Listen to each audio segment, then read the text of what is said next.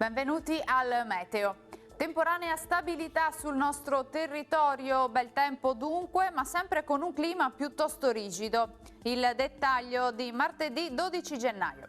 Sul Veneto precipitazioni assenti, avremo un ampio soleggiamento, il cielo si presenterà poco nuvoloso con ampi spazi di sereno e alcune fasi di nuvolosità. Nelle ore più fredde non si esclude anche qualche occasionale banco di nebbia in pianura. Qualche fiocco di neve sulle Dolomiti settentrionali alla sera. Clima molto freddo, come detto, con temperature minime sotto lo zero ovunque, valori massimi compresi invece tra i 2 e i 4 gradi all'incirca.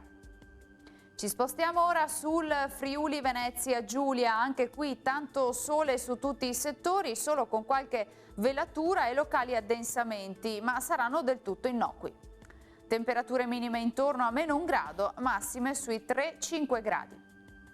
Uno sguardo infine alla situazione del Trentino Alto Adige, poche novità, asciutto e soleggiato anche qui su tutti i settori, con cielo sereno, locali nevicate a bassa quota sui settori di confine.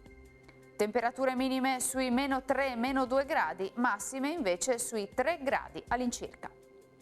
Dal meteo di Antenna 3 per ora è tutto, grazie per l'attenzione e arrivederci al prossimo aggiornamento.